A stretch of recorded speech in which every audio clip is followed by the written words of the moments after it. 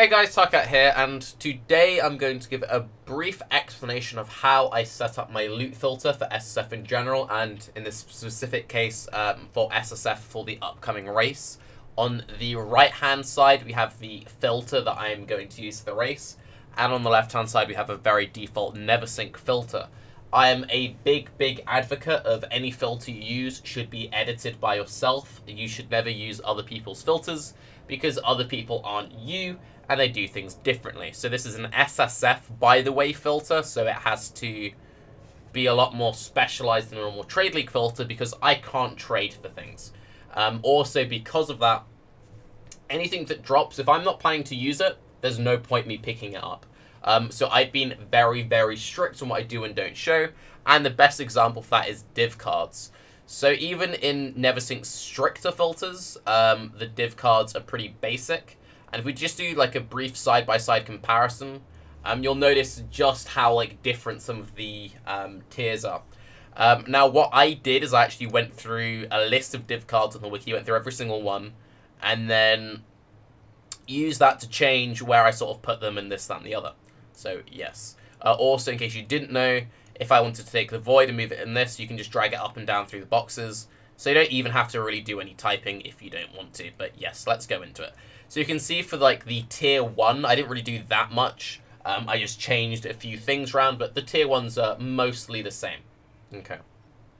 Once you get into the tier 2 and the tier 3, that's when you notice the real differences. So not only are they changed slightly differently, but I've got a lot more things in my tier 2 than NeverSync does by default. So a few examples of things which are very much worth highlighting and are very important for me in SSF, especially earlier into the race. Stuff like Humility, stuff like Chains That Bind, Emperor of Purity. I've also got a bunch of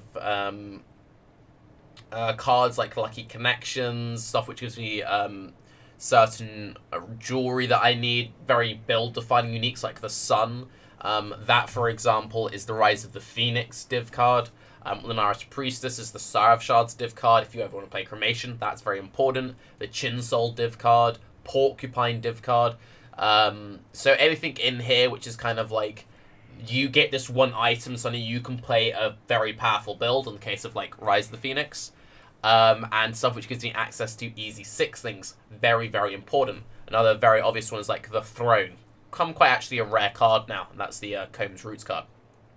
And then going into tier 3, this is kind of stuff which I want to make a noise and is good, but isn't like end all be all if I miss it, but I want to ideally pick up everything that, you know, drops here.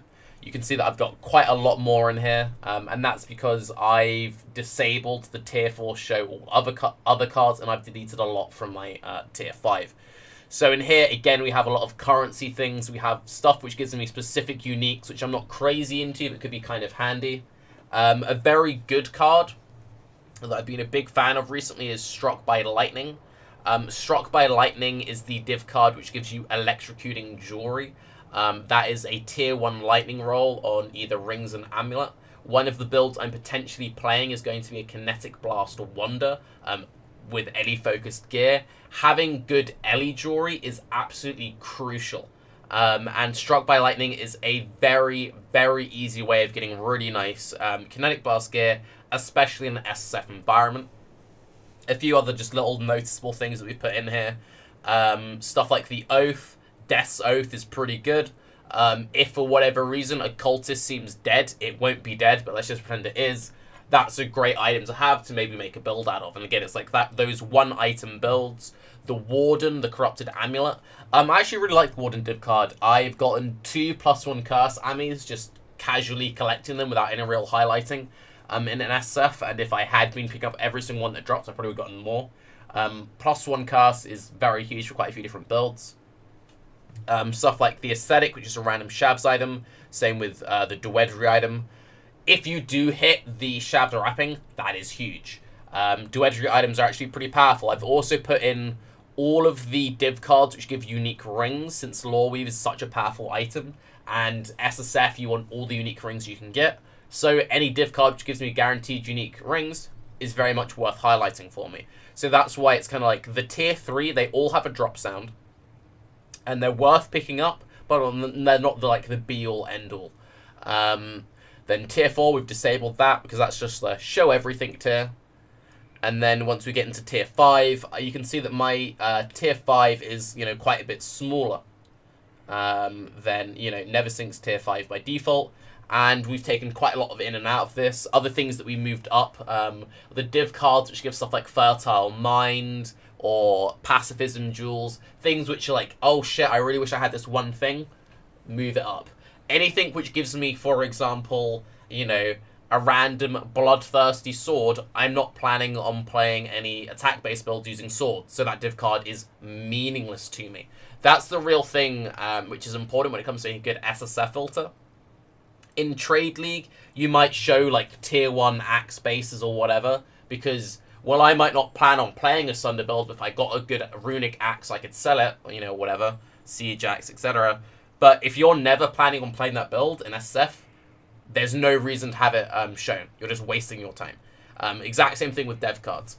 I have absolutely no reason to pick up, you know, 1/13 of a corrupted Voltaxic Rift. I'm never going to make a Voltaxic Rift build in the Flashback race, so there's no point in it showing on my filter. Distractions are exactly that. They are very distracting. In an ideal world, you should have your filter set up in a way that if it shows in your filter, you always pick it up. If you have lots of stuff regularly showing up that you're not picking up, you need to go and make your filter stricter. A lot of people say, but Tarke, it really doesn't matter. I know what I do and don't want. Your brain takes time. Like, you may not be aware that you're doing, but you are subconsciously scanning the screen constantly. And when you're in scenarios like you've just had a really big breach or a really big abyss or, you know, Harby or a bunch of ambush, and there'll be a lot of these kind of things in the upcoming race, you don't want to have your screen cluttered with lots of useless junk because it actually just reduces your visibility, and in hardcore that can also get you killed. So that would be a base example of something which is quite important to do, is actually go through the div cards and have the div cards set up to suit you personally. More general things, you know, which is pretty obvious, it's like with the vendor recipes. At the start, I will actually need to show chromatic items because, you know, I'll need chromes. So I have the small ones enabled and I've disabled the larger ones. Once you have enough chromes, you then just go back through and you hide them.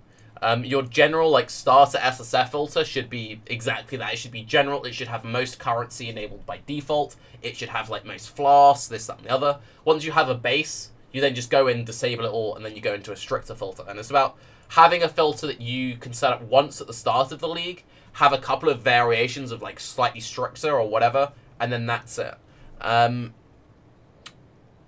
Making a filter isn't like you spend 30 years doing it once. It's like, no, you maybe spend half an hour, you set up a base filter, you map with it a few days, you then go back into it, change the one thing that needs to be changed, you map for a few more days, so on and so forth. It doesn't actually take that much time at all to set up a filter once you've kind of gotten to the habit of doing it. So then going through, you know, jeweler's recipes, whatever, having 5 links is pretty a big deal in SSF, so, you know, 5-link chests, whatever, I want to have that highlighted. Very clearly I can go, oh look, 5-link, fancy. Have the easy to use colours that you recognise. Same with chancing bases. I'm doing a kind of YOLO strat where I'm kind of hoping if I get an impulsor, if I get to Poet's Pen, great, free race. So I'm highlighting Sadist Garbs for impulsors, carved ones for Poet's Pen, Bismuth Flasks for Wise Oak. I didn't get a single Wise Oak in the 2 months or so that I've been playing the Bistro League. And Business Flask use up very little space, same with carved ones. If you're going to be regularly chancing items, you want to be trying to chance items which don't use up much inventory space. And another thing I regularly do is I actually carry chance orbs with me, so I don't have to constantly go back to town. So if I'm just mapping through and I happen to pick up like 5 Sadist Garbs all at once, I can quickly just chance them and dump them on the floor, rather than having to portal out, go to my stash, chance them all, vendor, go back in. It's just much more efficient if you're just going to have it just carrying like 20 chance orbs around at once. And yeah, set up what you want for your build. You know, if you're playing SSF and you know that you won't use a Bisco, well, there's no point by default trying to chance a Bisco or trying to chance a Headhunter if you're never going to use it. Also, be realistic with what you're chancing, especially in shorter races. If you need this one build-defining item, and that's the one thing you need, then yeah, that's the most important thing for you. Pick that one thing that you need. It's just that basic. For SSF, the one thing you might desperately need is Bones of Allure. Is not, for example, Comb's Heart. So if Bones is the one thing that you're going to try and chance, then fucking chance that, you know. For currency, again, you're kind of going to have everything enabled by default for SSF. And you just, as I said, you go in and make it stricter. Make sure that you're highlighting silver coins in some way. Silver coins are very helpful. Fated items can be very powerful. Prophecy in general can be pretty good. Also, stuff like guaranteed trials. If you're planning on getting an Uber Lab, anything you can do to make trial acquisition easier is big. Prophecy is very helpful for that. Band your currency as you'll use them. So as I said, a big part of my strategy is around chance orbs. I value chance orbs as much as a chaos orb. So that's why I have those up there. And you just sort of filter through accordingly. Also, since there will be a lot of Harby running around... Steam, dude! Thanks, homie. Make sure that you also have like all the Harby stuff and the Harby shards enabled by default. And then if you band in all the smaller stuff like wisdoms, portals together, then when it's like, oh, I actually have all of these, you can then just, you know, drag them down, disable it when you have enough portals and wisdoms. Generally what I do is I show wisdoms and portals for the first couple of days, and then I mostly just use transmutes to save my wisdoms for the rest of the race. And then if I ever get really low on portals, I just enable portals for a day and then turn them off again. Unique items. I don't really touch unique items because I just like picking up all the uniques. Uniques, you sell them, you get alchemies. Feels good, man. You pick them up, you use them for prophecy items, etc, etc, etc. For Bestiary League, when it comes to net highlighting, you basically only care about the good nets. But I'll also be using this filter for leveling, so I've got everything highlighted. Necromancy net, Thaumaturgical nets, and Strong Steel nets. Those are the three nets which can do everything. Strong Steel net is 64 and plus, so you can use this on anything. So these three, they're basically the same, so that's why they have the same color. And then Reinforced Steel net is the 60 to 75, so I gave it this highlighting because that's what I'm going to be using for early mapping. So until you get up to, you know, the higher tiers, use the Reinforced Steel for everything. Bank up your Strong Steel and Thaumaturgical, and feels good, man. One other thing I will say, though, if you haven't played SSF yet, make sure you're picking up all the nets. Nets actually became quite scarce once they nerfed the net drop rate halfway through the league. And Bestiary will be enabled in Flashback, so make sure you actually are picking up nets because you will kind of need them in an SSF environment. Going through. And then the main real big thing to talk about is choosing what you do and don't select when it comes to rares. But I will also briefly talk about maps and flasks. So for flasks to start, I like having access to good flasks. Having good flasks is one of the most important things, especially for anyone who's new to hardcore. Most important thing, make sure your flasks are always on point, and rolling flasks is a lot easier with Bestiary. So by default, stockpile a few stibnites, granites, jades, diamond, basalt, sulfur, silver. You can also collect topaz flasks. One other quick thing to note, you can use topaz flasks to upgrade flat lightning rolls, which can be quite helpful if you're trying to craft a good lightning wand. Something to look into. A lot of the recipes involve, you know, using random flask setup, so keep that in mind. Once I've got like 5 of each, I disable them. I don't need them for the rest of the league. That's sort of that. And now, what was the other thing I want to talk about? Map highlighting. So, you can highlight specific maps. I have a bunch of maps set up here based on a few different item strats. The reason why you'd want to highlight like non-shaped maps outside of just like Atlas progression is what do you need? Like what are your things built around? So for example, let's say that your main strategy is built around having a Comb's Heart. Well, then you want to be highlighting volcano maps. One quick thing to note about volcano maps. Volcanoes are incredibly easy to sustain without doing basically anything. What you want to do is have Volcano as your only tier 4 unlocked in the Atlas. Then either have all tier 5s removed and shape sulfur vents, or shape sulfur vents and only have tier 5s that you want to drop, so like Haunted Mansion if you want some variety in your layout. And what you do is you spam run volcanoes. Whenever you have a good Uber Lab day, you do a few Uber Labs. Uber Lab is one of the best way of getting fragments in SSF and also in Trade League. You always get loads and loads of fragments. And then Normal at Zeri, because of the zone level of Normal at Zeri, you get a lot of volcano maps dropping. Speaking is hard. I did this strat for a couple of days, and on average, it's like you do like 5 or 10, you know, Uber Labs. You then get an easy like 5 Zeri sets. Each Zeri set will give you like 1 to 5 volcanoes when you average it out. Really easy. I was getting like 3 on average, but you know, there's always variance and whatever. And yeah, you just can just like infinitely sustain. Everything else that I have highlighted have like good div cards early on. So Jungle Valley map has the 5-link staff div card. I don't want it for a 5-link staff, but I want it for easy 6 sockets to sell for jewelers. Wharf map has lucky connections for fusing orbs. Underground Sea has alchemy orbs. Val Pyramid has Val orbs. Pen and Springs have access to 6-link cards, and Bone Crypt has access to Regal cards. So yeah, all kind of things to consider. Mostly just stuff that you do at the start of the league for SSF, but you know, you might want to be running some of the atypical maps. And now let's get into, you know, the what items do and don't I show. So for me, you can see that I've actually disabled a lot of things in comparison to the default like tier 1 bases. If we have a look see here, so you can see that, you know, you've got siege axes and blah blah blah. I don't have any siege axes. So the main builds that I'm currently leaning towards are, generally speaking, casters and maybe KB, and in specifically KB mines. So the only things that I really care about are weapons which can be used for caster builds, be it crit or non-crit, and then ones which can be used for KB mines.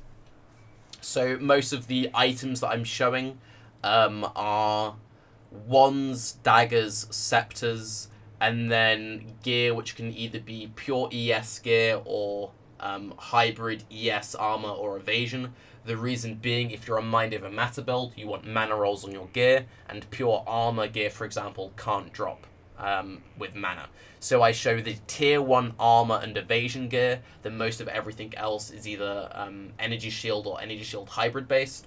I do also show a few just like pure evasion bases because I might play some pure evasion builds, but that's sort of beside the by.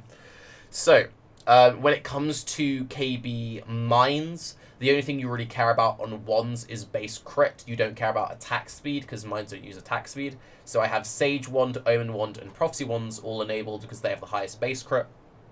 The reason why I do still show imbued ones is just in case I did get like a Lycosidae on an Elementalist, then I might want to play like a just KB Elementalist. So I'm showing one default decent normal attack-based wonder, but generally I'm only focusing on like mine-based ones. Then for scepters, I'm just showing like all the scepters, and then for the armor types, you can see where I've been a little bit more specific. So I'm showing like the tier 1 armor and evasion bases, but otherwise I'm showing evasion and evasion hybrid gear, and then same with those. And then when you get to the tier 2s, you can see even like more specialized how it is. So I don't care about any two-handed weapons, I don't care about swords, all of that stuff is not showing up in my stuff. So we've got a couple of daggers there, nothing, nothing, nothing. And then here we just have loads of hybrid pieces of gear and a few evasion pieces of gear, again because of Mind Over Matter stuff. And then rings and whatever is all whatever. And then when you get into tier 3 stuff, you can see I do actually show tier 3 and tier 4 scepters. The reason being is with casters, you only care about the implicit really. And when you actually look at the scepters, the implicit is 12% LE damage, so I don't want any of these low ones. But once you get up to like 30% LE damage and up, then anything from here is basically fine. The difference between having a, you know, a Karui Scepter with 26% LE damage and an Opal Scepter, yeah, the Opal Scepter is better, but, you know, 14 LE damage isn't going to make or break the item. I'd rather have more chances at getting a good attack speed, crit, whatever, blah, blah, blah, blah, blah, blah, blah. Also, one important thing to note when it comes to movement skills, the actual attack speed of the weapon itself doesn't matter. So, for example, a Karui Scepter has 1.5 attacks, and a Tyrant Scepter has 1.25 attacks. That doesn't matter. The only thing which matters for shield charge is the actual attack speed roll on the item itself. Yeah, it's very unintuitive. I didn't know that for many a league, and then Carve pointed out to me like a year or two ago, and it's like, huh, yeah, that kind of makes sense. And it's one of those things that a lot of people still get wrong. So, for casters, it doesn't matter what the actual attack speed is. It only matters about the attack speed roll on the weapon itself. So that's why you can also use lower level bases. And yes, that's kind of that, really. So then go through all of that. I have all this other rubbish all disabled. And then one other thing which is worth having highlighted is... Let's have a look, see... chromatic stuff, I don't know. Oh, skill gems, that's what I want to talk about, yes. For SSF, there are a few very important skill gems which are hard to get hold of. Detonate Mines and Added Chaos. Detonate Mines and Added Chaos, you can't get from quest rewards, they are drop only.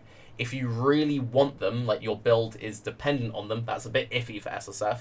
But what I would recommend doing is rolling every Gem Cutter's Strongbox you find for additional items, and make sure you have them highlighted nice and large on your filter, with a big little thing and a scary drop sound. And also, I'd recommend highlighting every Vol Haste, Vol Grace, Vol Clarity, Vol Discipline, Vol Lightning Trap, and Vol Reeve that drops. Yes, you can get Chaos Gem off Katarina, but that is RNG. I haven't had a single added Chaos Gem off Katarina yet this league. RNG is RNG. A lot of this league, I wanted to play a Poison Assassin, and I didn't get my first added Chaos drop until over a month in, and then I got 3 drop within a week, and it's just like, that's how it goes. I've had 1 Detonate Mines drop for me the entire time I've played in SSF and Boostery League, and it's quite regularly that people play Miners in SSF and don't get a Detonate Mines drop until well into level 90.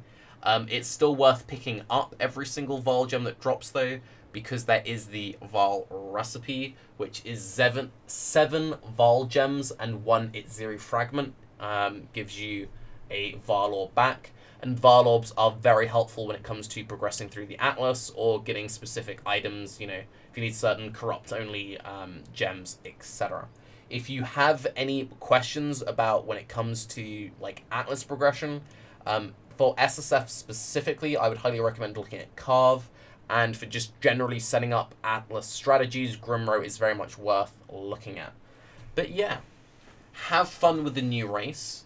I will leave a link to my filter, but don't use it. Make your own filter, or feel free to edit it into your own thing. And if you are going to use my filter, I took out a lot of very valuable div cards. So for a trade league player, definitely don't use my filter. But I took that because I don't need them for what my plans are. But yes, RNG is RNG. Good luck in the upcoming race. And in before, I decided to make a completely different build, and I need to make a whole new filter this time tomorrow. Have a good day. Bye-bye.